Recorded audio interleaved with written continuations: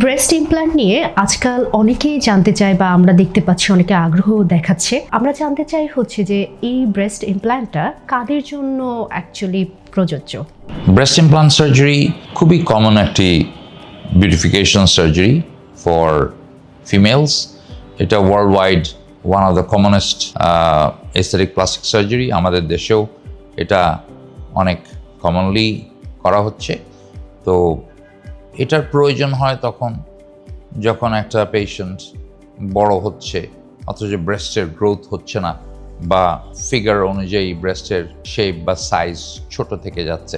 এটাকে growth developmental disorder বা hypoplastic ব্রেস্টও আমরা বলি।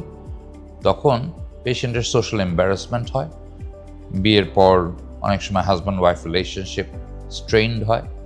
তো এই ধরনের ক্ষেত্রে আমরা ব্রেস্ট ইমপ্লান্ট সার্জারি করে দিলে তখন একটা নর্মাল শেপ একটা মহিলা ফিরে পায়। তো সেটাকে আমরা ব্রেস্ট ইমপ্লান্ট সার্জারি বলি। এটা ইউজুয়ালি ব্রেস্ট ইমপ্লান্ট একটা সিলিকন আর্টিফিশিয়াল ম্যাটেরিয়াল, যেটা সেফলি ব্রেস্টের নিচে একটা পকেট করে আমরা ইনসার্ট করে দিই। এবং এই ইমপ্লান্ট সার্জারিটা কোয়াইট সেফ এবং এটা ওয়ার্ল্ড ওয়াইড হচ্ছে, এবং usually takes 1.5 hour general anaesthesia দিয়ে, কিন্তু ওই দিনই বাসায় চলে যেতে পারে most of the patients.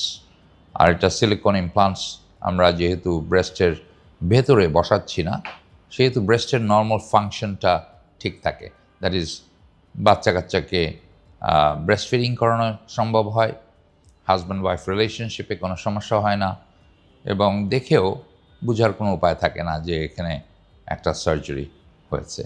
So breast implant surgery একটা অনেক সুন্দর পরিবর্তন নিয়ে আসতে পারে একটা মহিলার লাইফে। ওর কনফিডেন্স ফিরিয়ে দিতে পারে, একটা নর্মাল লাইফ ফিরিয়ে দিতে পারে।